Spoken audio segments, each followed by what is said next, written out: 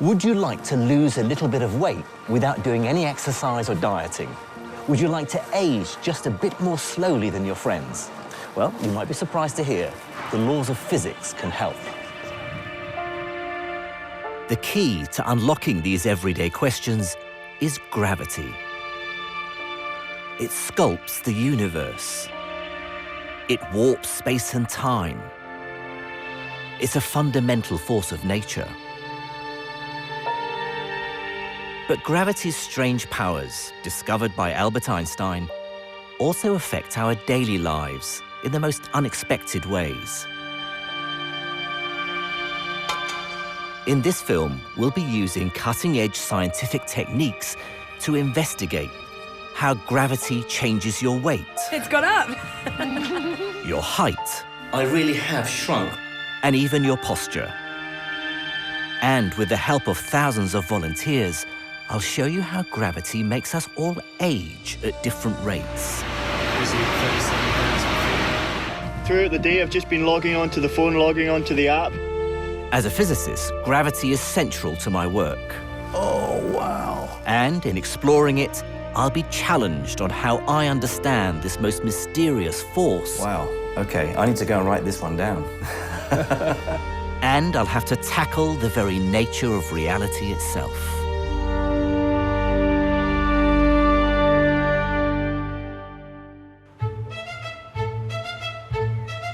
Gravity. It binds together all the matter in the universe, and it makes our existence here possible. But in the end, it all boils down to one simple question. What happens if I drop an object? Gravity's many mysteries are all contained in this single action: how an object falls. Here's the first puzzle. Why does a hammer fall faster than a feather? You might think it's because the hammer is heavier. But that's not the real reason. The answer is air resistance. It's not the weight of the objects that matters, it's their shape. And I can demonstrate this very easily with these two umbrellas. They both have exactly the same weight. But if I open one of them, you can be pretty sure it'll drop more slowly than the other one. In fact, all objects would fall at the same rate if you could only remove the air. The first person to realize this was the 16th century mathematician Galileo Galilei. Famously, it's said he worked it out by dropping objects off the Leaning Tower of Pisa. And he was spectacularly proven right in an experiment carried out on the moon in 1971. Well, in my left hand, I have a feather. In my right hand, a hammer. And I'll drop the two of them here, and hopefully they'll hit the ground at the same time. It worked perfectly. How about that? It proves that Mr. Galileo was correct in his findings.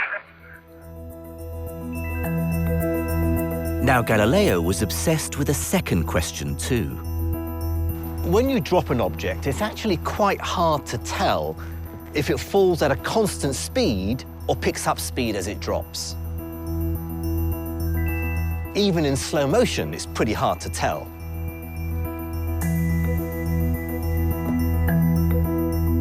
But Galileo realized this. First, drop an object a very short distance. It lands with very little impact.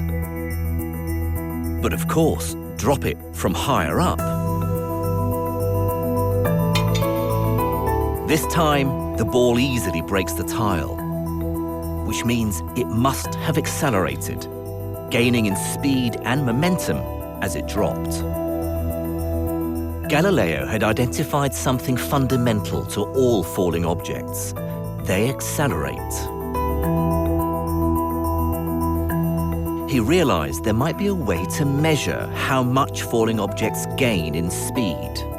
What he devised was the first ever attempt to measure gravity itself.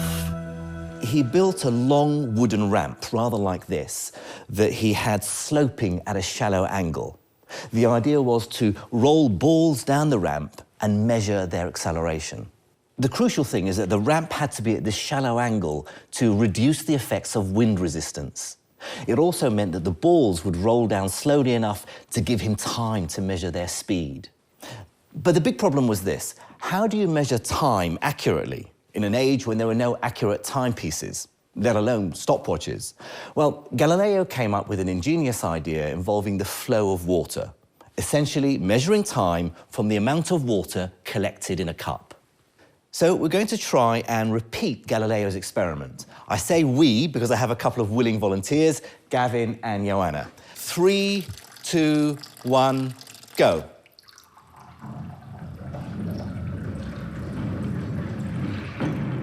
Stop. Okay, there's one. Now, if you come down a quarter of the way down the ramp, go. Stop. Okay, so now half of the way down, go. Stop.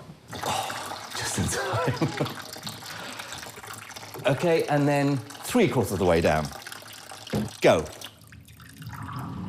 And stop. Right, turn the tap off. Okay, so we have our 4 measurements, and I can see a progression from fuller to emptier. But what we need to do now is find the mathematical pattern by weighing carefully the water in each glass. Weighing the water should give us an idea of how long each roll took. And in our experiment, these were the results. Now, there's one immediate thing you can tell. The ball really sped up the longer it rolled. In fact, our results seem to show that the time it took to cover the first quarter of the ramp was about the same time it took to cover the next 3 quarters. Right. So we have a strong hint of a mathematical pattern. Now we'll see if we're right by placing bells along the ramp at intervals which are based on the results. Okay. This arrangement looks a bit strange because the gap between the first 2 bells is much shorter than the gap between the 3rd and 4th bells. But that's okay, because if we've got our calculations right, the ball starts off slowly, so it covers a shorter distance, and as it picks up pace, it'll cover longer and longer distances. So we should hear the bells ringing at equal intervals in time. Go.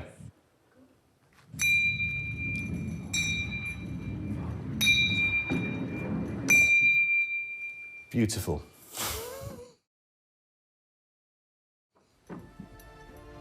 So, what does this all mean? What's the mathematical formula? Well, this is something that Galileo worked out.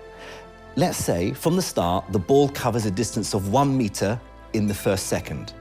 After 2 seconds, it'll have covered 4 meters. After 3 seconds, 9 meters. After 4 seconds, 16 meters, and so on. If you recognize this progression, you'll see that distance goes like the square of time. Galileo had found the rate at which gravity speeds up objects. And he'd found another fundamental principle. You can measure the strength of gravity by how much it causes falling objects to accelerate.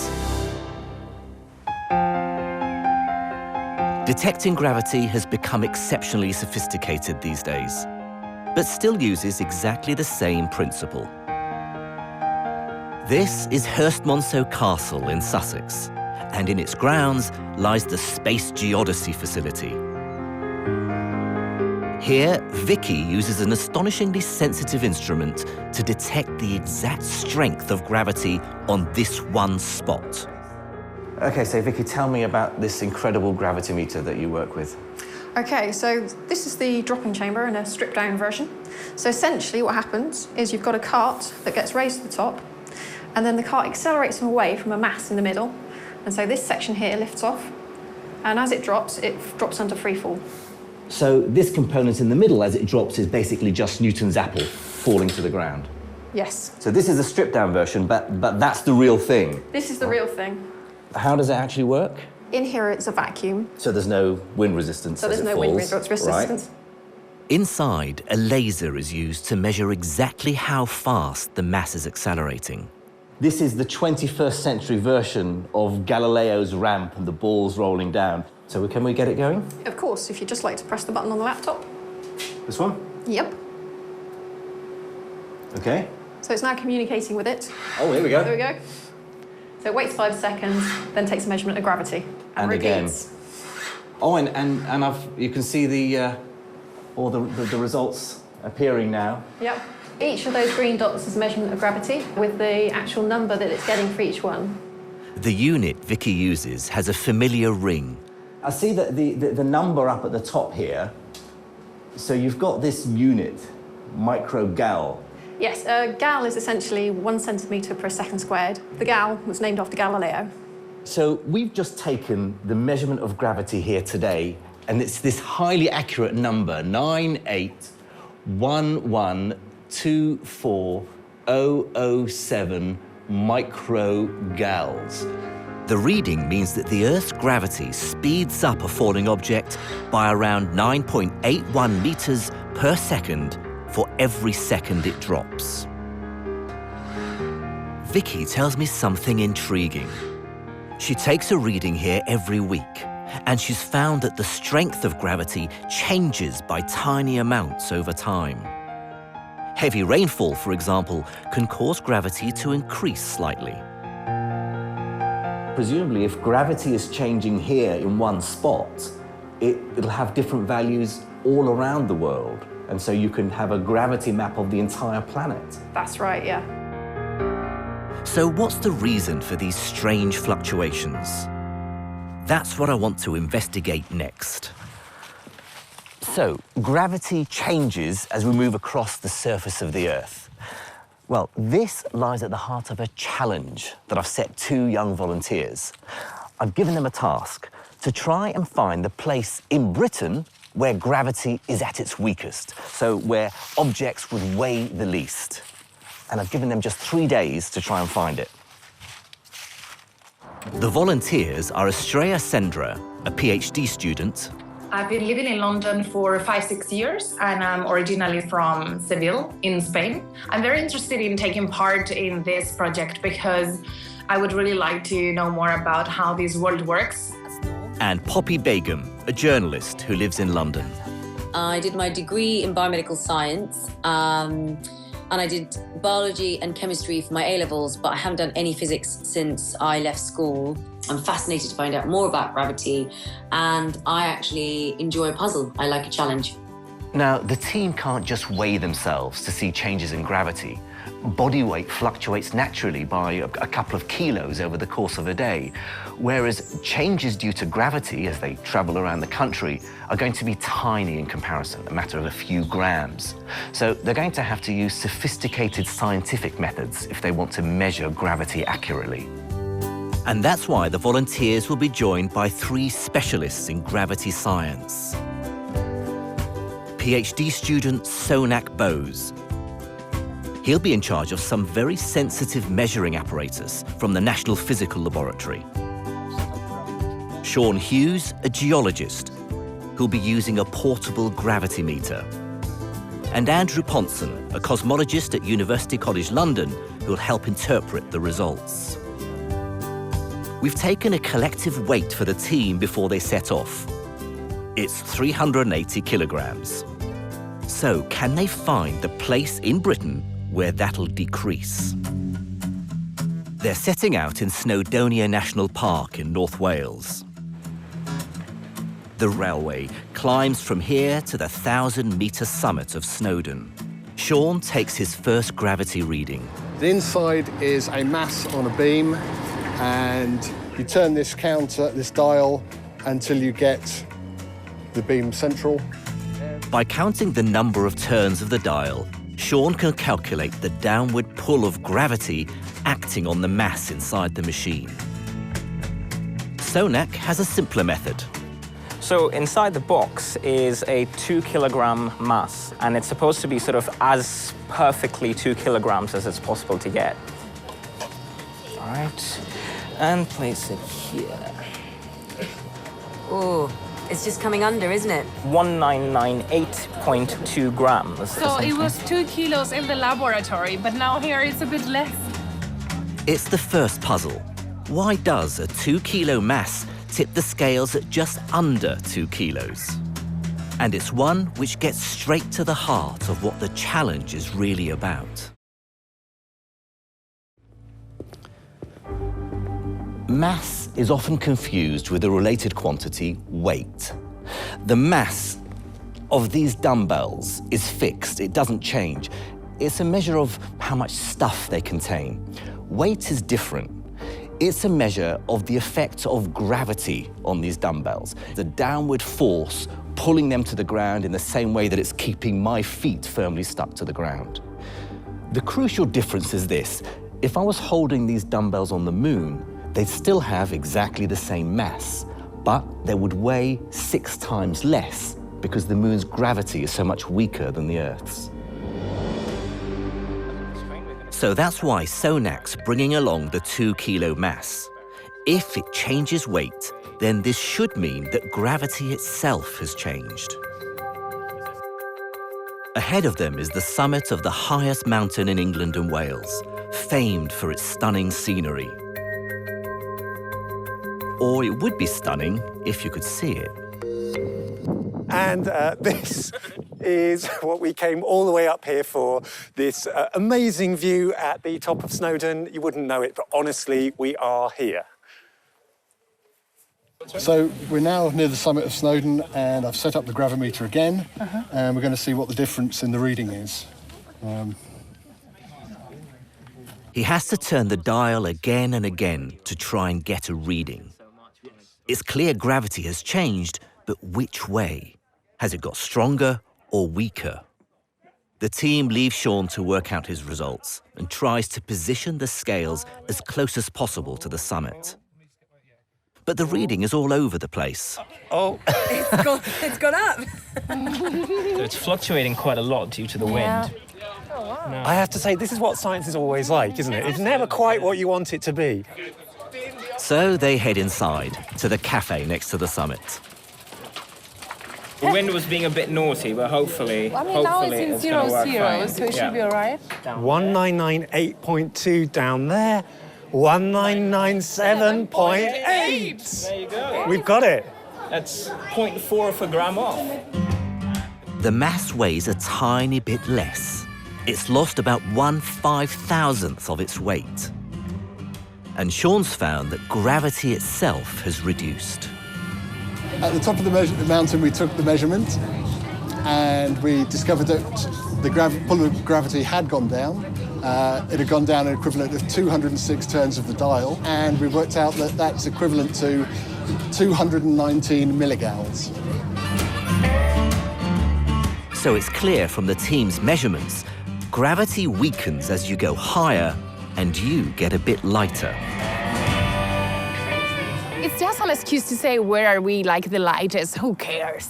But in the sense that it's actually really interesting. It's like an illustrative example of seeing how this is actually fluctuating depending on different factors. Yeah, absolutely. And that we could measure it and we could see it with our own eyes. It actually makes you think about gravity in a very active way. It's such a fundamental force phenomenon in nature, but we don't know much about it.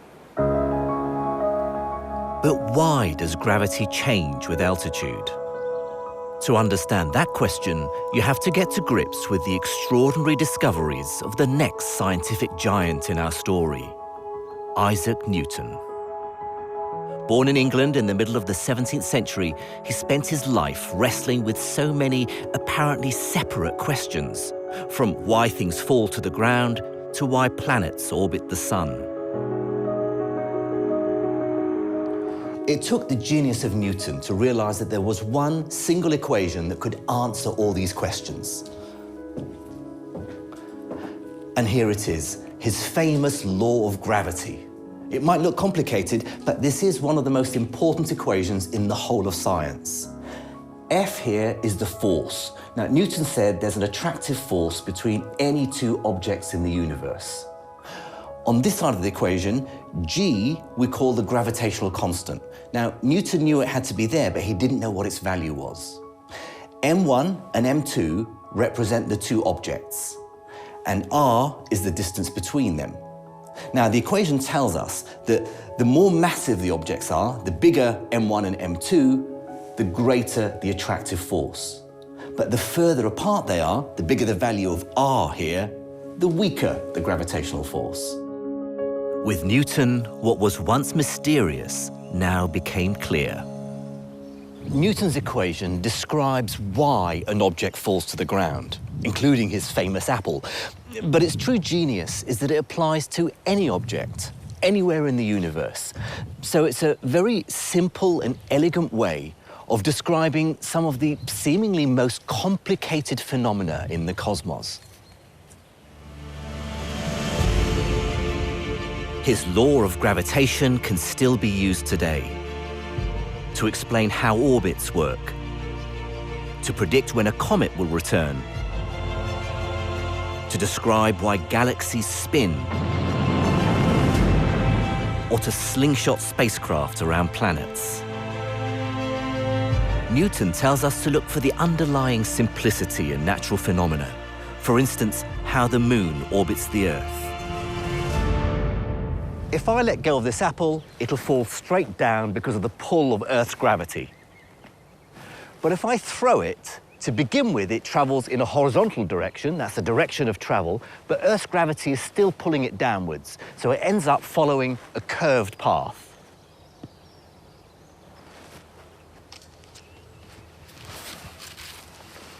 Now, if I throw it harder, it'll travel further before it hits the ground. And in principle, if I could throw it hard enough, I could put it into orbit.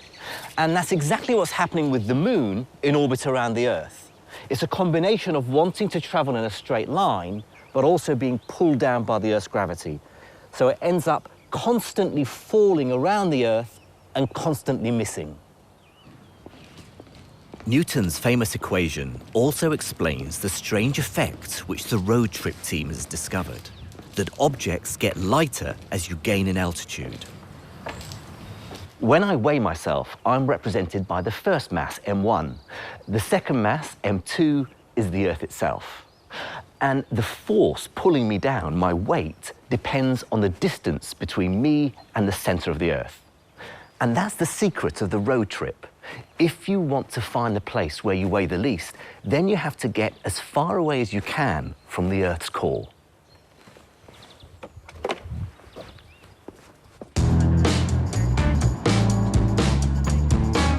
So it's the afternoon of day one, and the road trip team have to work out where to go next. Poppy and Estrella have a good idea. Find somewhere higher than Mount Snowdon. From the measurements that you guys did at Mount Snowdon, altitude clearly plays an important part in gravity. So with that in mind, we've got to go to the highest point in the UK, which is Ben Nevis. OK, but there's just one thing that we haven't shown you so far. We actually brought along an extra experiment. So can we please show you this first before you make the final decision? Yes. Sonak actually has the other part of this experiment. We always carry around some power tools, as physicists always do. So let's start off nice and gentle. OK, and then try and pick up some pace. Pizza. And you got some pizza there. Point proven. The point is that when something is spinning, it kind of gets flung outwards. Yeah. And you can actually use that to make a nice flat piece of pizza. But this also applies to the Earth. The Earth isn't perfectly round. It's what's known as an oblate spheroid.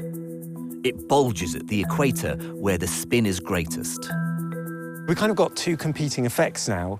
We're trying to get away from the center, the actual core of the Earth, the point at the very center of this ball. But now we can do it in two ways. We can either kind of go up something tall, or we can just go down towards the equator.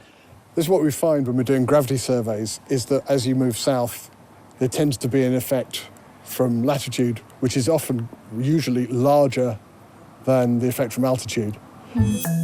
So the closer to the equator you go, the further you get from the Earth's core, and the lighter you get. So, guys, the sun's sitting just behind me here. This is north. From the conversations we've just had, it sounds like we've got to go that way down south. Is that right? Yep. Okay. Let's go. Let's go. The team is starting to uncover the reasons why gravity changes as you cross the surface of the Earth. Our planet is defined and shaped by the complicated forces which act upon it. And detecting tiny fluctuations in its gravity field can give us important clues. It can help us understand how our world is changing. The Space Geodesy facility at Hurst-Monceau is one small part in an enormous global network, which uses satellites to detect the tiniest of changes in the Earth's gravity field.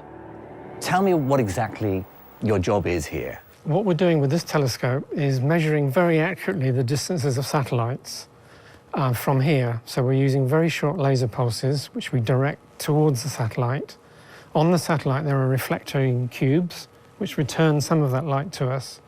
And we measure how long it takes the light to go to the satellite and back. And how far away is the satellite typically? The one typically? we're tracking now is one of the Galileo satellite, which is about 20,000 kilometers. 20,000 kilometers Yes. away? Yes. Okay, so we've got it aimed at the Galileo satellite, and you're going to turn the laser on now? Yes.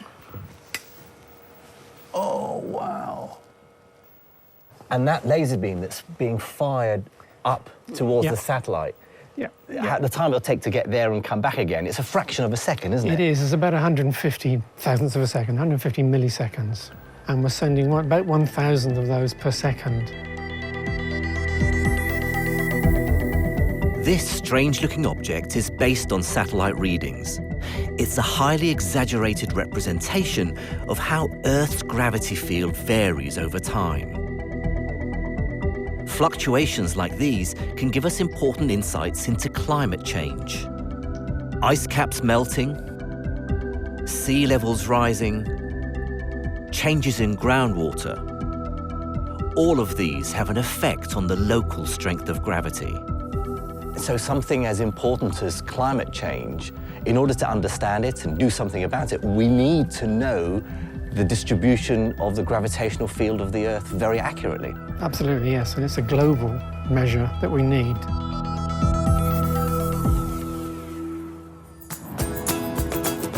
For the road trippers, it's the start of day 2. And they're heading for the south coast. They're stopping off in Herefordshire.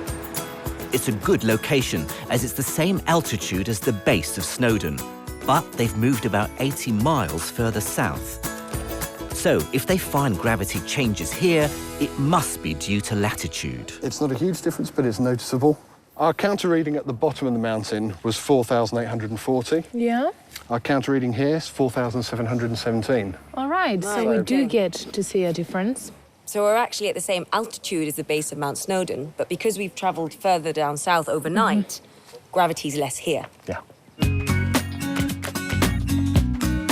They push on.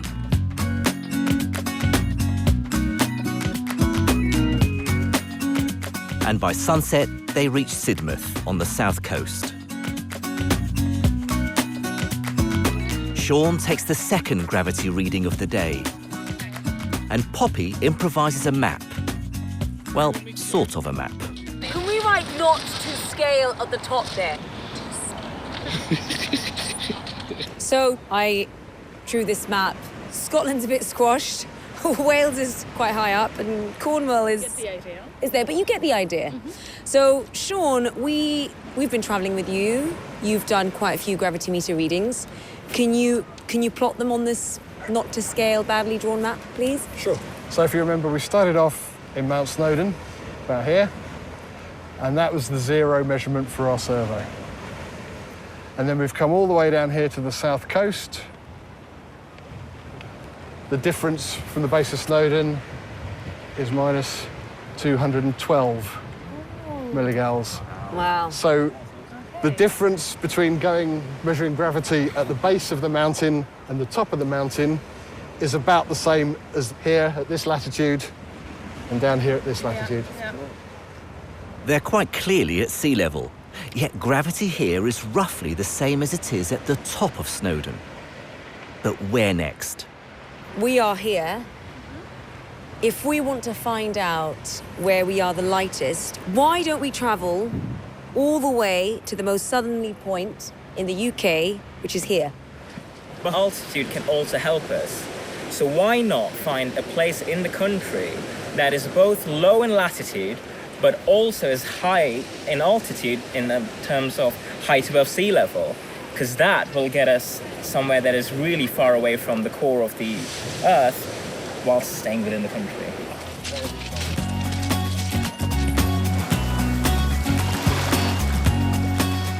So, the answer to the puzzle lies in a combination of two factors. How much further south should they go, and how much higher? At the end of day 2, Sean's results show that the team weighs about 80 grams lighter in total than back at the base of Snowdon.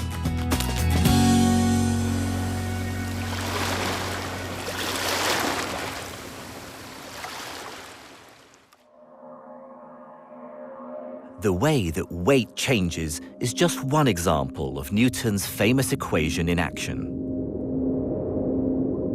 But Newton had left his masterpiece incomplete. He didn't know the value of G, the gravitational constant, which sets the size of the force.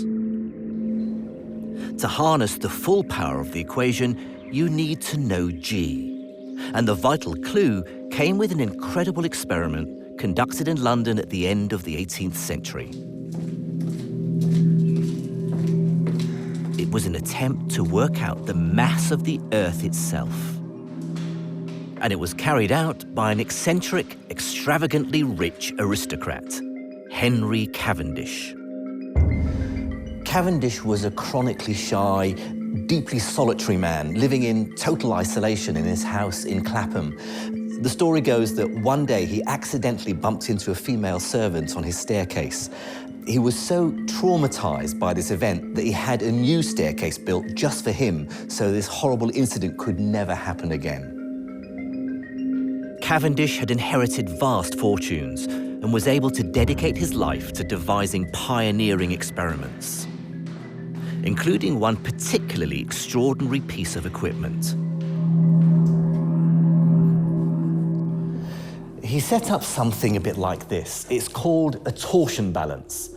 It involves 4 lead spheres, 2 large heavy ones which are held fixed in place, and suspended by a very thin wire is a wooden rod, 6 feet long, with 2 smaller balls on either end. Now, the crux of the experiment is the relationship between the large ball and the small ball. Now, of course, there's a gravitational pull downwards on both of the balls due to the Earth's gravity. But Newton also tells us that there should be a very weak gravitational pull between the balls. And this is effectively what Cavendish was trying to measure. Any slight movement of the small ball towards the large one should cause a twist in the torsion wire. And that's what Cavendish was trying to detect. Of course, this is all much easier said than done. The experiment was incredibly sensitive. The tiniest of vibrations, the slightest breeze, changes in temperature could all influence the measurements. So Cavendish had to isolate the apparatus inside a box and the box within a shed. He even realized that his mere presence next to the apparatus could influence things, so he had to remove himself outside the shed. What he then did was sit outside the shed and through a small hole in the shed wall, look through a telescope to detect the tiniest of twists in the wire. It was an incredibly difficult process, but after many months, he finally felt confident enough that he had a reliable result.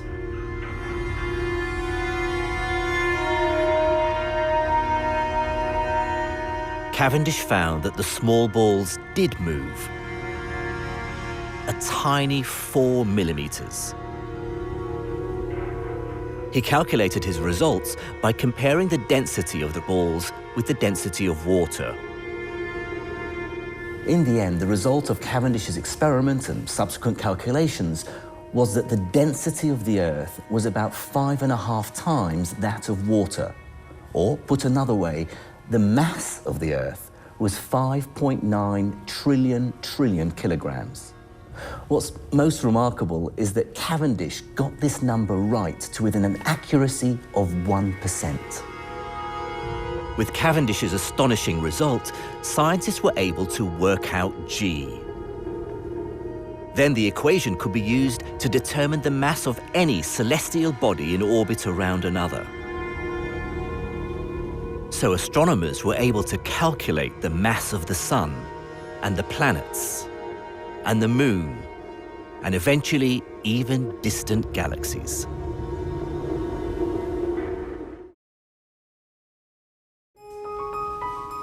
And of course, back on Earth, we never escape gravity. Over the course of the day, it actually squeezes your spine, an effect you can see for yourself if you use a measuring rod. Okay, so it's 7:30 in the morning. I've just got up and I'm going to see how tall I am before gravity drags me down.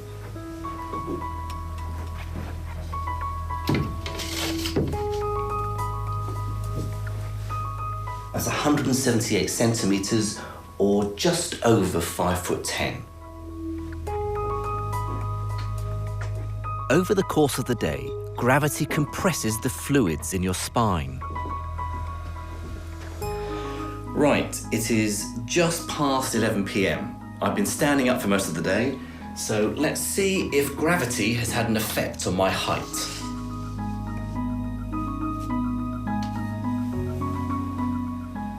That is 176 centimeters, so I really have shrunk by just over ½ an inch over the course of today.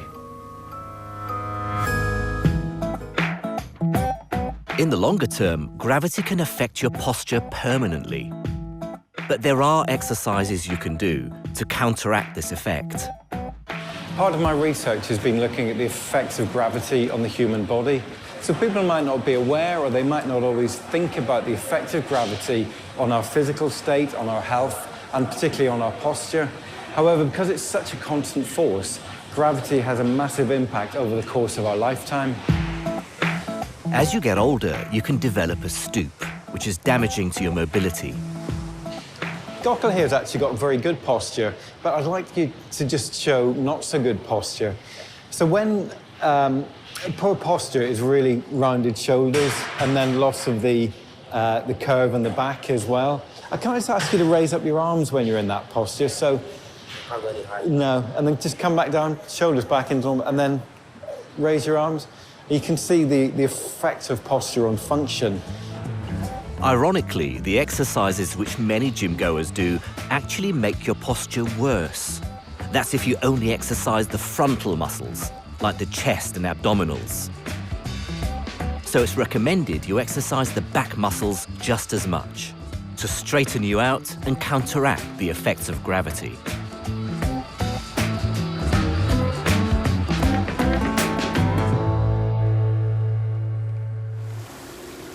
Meanwhile, it's the end of day 2 for the road trip, and they've reached Sidmouth on the south coast, looking for the place in Britain where they'll weigh the least. They've worked out the answer lies in a combination of 2 factors: the right mix of going south and being higher up. And for the final leg of the journey, I'm going to meet up with them. I asked them to drive a short distance west to one of the most remote areas in mainland Britain, Dartmoor National Park. It's only 40 miles from the southernmost tip of Britain. Hello! Hi, Andrew! Nice to see you! And it's very high, very hilly territory. Jim, the team got to the south coast yesterday, Yeah. where we defined gravity at its weakest. But we haven't quite figured out whether it's altitude or latitude. Do we go further south or do we go higher up? You're right to ask, do we go as far south as possible or as high as possible? That's why I've brought you here to Dartmoor, and we've charted the most important points on this map here. All right. Let's have a look. So we are here, 2 bridges. Yeah. These 4 dots represent these hills up there behind us, which are at about 500 meters above sea level. So that's what we want to check out. These hills are close to the south coast, and they're also the highest in the whole of the south of England. So logic suggests there must be the right combination of latitude and altitude. Well, there's another reason why this makes perfect sense, one which we haven't looked at yet, and that is the effect of the underlying rocks on gravity. And I've got a map here that shows...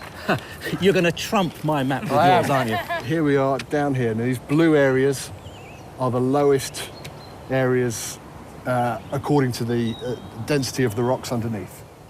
The rocks around here are made of granite, which will make gravity weaker still. So that's helping as well as the altitude and the fact that we're further south. Yep, it's also playing a part. Well, we have a plausible theory, but now we need to test it. If I'm right, then at the top, our gravity reading should be by far the lowest reading of the trip. Of course, there's another effect of gravity to deal with now. It's knackering when you head uphill. Okay, so I think this is pretty much the start of the hills we've located on the map. So let's see if this is the lightest place. Sean, if you want to get the gravity meter out, and we'll take another reading here. Yep. Okay. Sean sets up his equipment one more time. What's the news? Well, at the bottom of Mount Snowdon was our zero for this test. We found we lost a certain amount by going up to the top of Mount Snowdon. We found we lost a certain amount coming south to the south coast. Not only have we beaten that, we've smashed it. Brilliant. We were minus 219 milligauss lower at the top of Mount Snowdon. Here on Dartmoor, we're minus 347 milligauss lower. Brilliant. So it is a combination of three things. We're far south, so that's the latitude. We're at altitude, we're high up, and we're surrounded by all this granite rock, which is low density anyway. I hope you all think it was worth the climb up here anyway. Yeah, absolutely. There you go. Boom. Science. Now, we already know that the altitude of these hills takes us much further from the Earth's core than anywhere else further south in Britain. So gravity must be weakest here. There's extra evidence too. The British Geological Survey has compiled tens of thousands of gravity readings made in the UK, and the lowest readings ever recorded were all taken around here, on the high hills of Dartmoor. What do we do to celebrate? We weigh ourselves, of course. The FX weight that much. It's all them Nutella pancakes for breakfast. 74, 75. I need to lose weight. I can tell you that you should weigh something like 20 grams less than you did at the base of Mount Snowdon. Guys, I'm guessing something like 25 to 30 grams less. So if you want to weigh as little as possible, this is the place in Britain to come. But in any case, it's such a tiny amount that it's going to be wiped out entirely by whatever it was you had for breakfast this morning.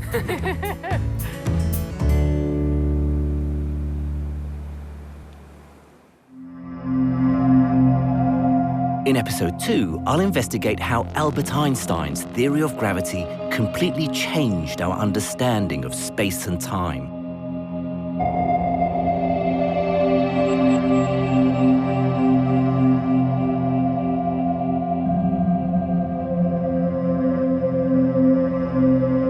I'll travel to Louisiana in the USA to listen to the sound of black holes colliding. Biggest source of energy in the universe, one of the biggest events you'd ever measure, and we just barely saw it. And with the help of thousands of volunteers and a smartphone app, I'll explore how the science of gravity can help you age slower.